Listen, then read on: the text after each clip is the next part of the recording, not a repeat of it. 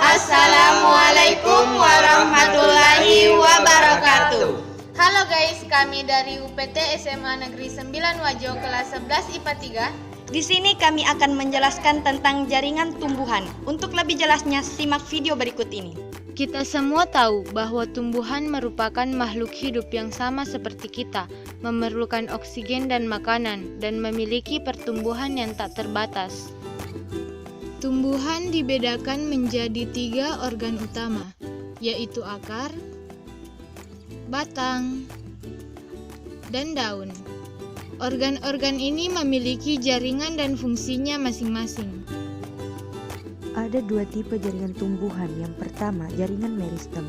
Jaringan meristem membantu dalam proses pertumbuhan tanaman karena jaringan meristem mampu melakukan pembelahan.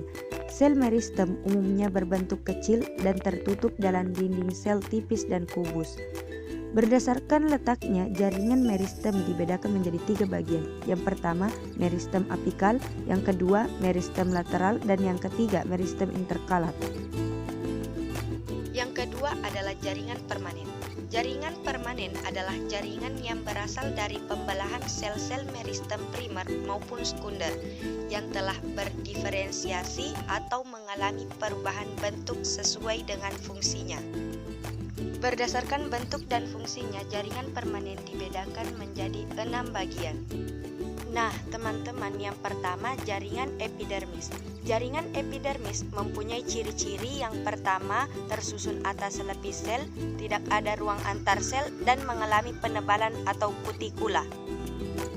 Adapun modifikasi jaringan epidermis. Yang pertama, sel silika dan sel gabus. Sel silika ini berfungsi untuk menjadikan batang tanaman menjadi keras, dan sel gabus mempunyai fungsi yaitu melindungi jaringan lain yang terletak di bawahnya dari gangguan mekanik dan kekeringan. Yang kedua, sel kipas atau sel bulliform. Sel ini berfungsi untuk membuka dan menutup daun.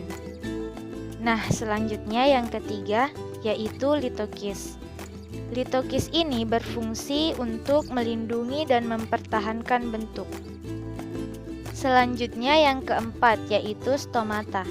Adapun fungsi stomata yaitu yang pertama, sebagai jalan masuk dan keluarnya CO2 dan O2 pada saat fotosintesis berlangsung.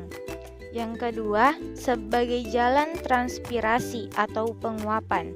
Dan yang ketiga, sebagai jalan respirasi. Selanjutnya yang kelima, trikoma. Trikoma berfungsi sebagai pelindung terhadap gangguan di mana berasal dari luar. Dan yang terakhir yaitu rambut akar. Rambut akar ini berfungsi dalam penyerapan air di dalam tanah. Nah, teman-teman tahu nggak jaringan yang kedua? Jadi, jaringan yang kedua itu adalah jaringan parenkim. Jaringan parenkim mempunyai ciri-ciri yaitu berdinding tipis, mengandung selulosa, terdapat ruang antar sel, dan selnya hidup. Nah, jaringan parenkim ini terbagi-bagi lagi dong, mulai dari parenkim asimilasi, parenkim makanan, parenkim udara, dan parenkim air. Teman-teman, ini adalah beberapa contoh dari keempat jaringan parenkim tersebut. Terus jaringan yang ketiga itu adalah jaringan kolenkim. Jaringan kolenkim ini memiliki beberapa ciri-ciri. Yang pertama, dinding selnya kuat karena pada sudut-sudutnya terdapat selulosa. Yang kedua, mempunyai kemampuan tumbuh membesar. Dan yang ketiga, selnya hidup sama seperti jaringan parenkim.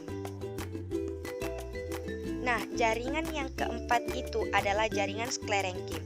Jaringan sklerenkim ini mempunyai ciri-ciri. Yang pertama, dinding selnya tebal. Yang kedua, diperkuat oleh zat kayu atau lignin. Yang ketiga, kadang-kadang mengandung selulosa, kadang-kadang tidak, dan selnya mati. Yang kelima, jaringan gabus.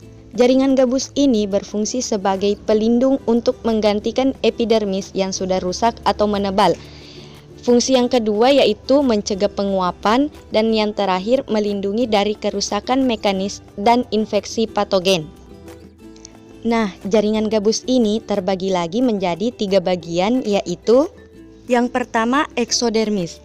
Eksodermis ini terletak di luar dan mengandung suberin pengganti epidermis. Yang kedua, endodermis. Sedangkan endodermis ini terletak di lapisan dalam korteks dan luar perisikel. Nah, yang ketiga, periderm atau kulit gabus. Velogen ke arah luar membentuk gabus yang disebut film dan ke arah dalam membentuk parenkim yang disebut veloderm. Selanjutnya yang kelima, yaitu silem. Silem adalah jaringan yang berfungsi mengangkut air dan mineral, terlarut dari akar ke daun. Silem memiliki ciri-ciri yaitu 1. Tipe selnya terakeid, 2. Tersusun atas berbagai macam sel, 3. Sel-sel penyusun telah mati, 4. Dinding sel tebal, 5. Mengandung lignin, dan 6. Terdiri atas trakea, terakeid, serbuk silem, parenkim kayu. Dan yang keenam, flum. Flum adalah jaringan yang mengangkut hasil fotosintesis ke seluruh tubuh tumbuhan. Ciri-cirinya: pertama, terdiri dari sel-sel hidup. 2. Berdinding selulosa. 3. Berdinding melintang dan berpori.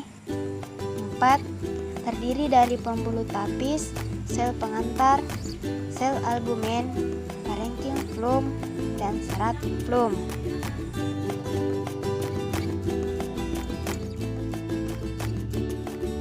Nah, itulah tadi penjelasan dari kami. Semoga dapat bermanfaat bagi teman-teman sekalian. Assalamualaikum warahmatullahi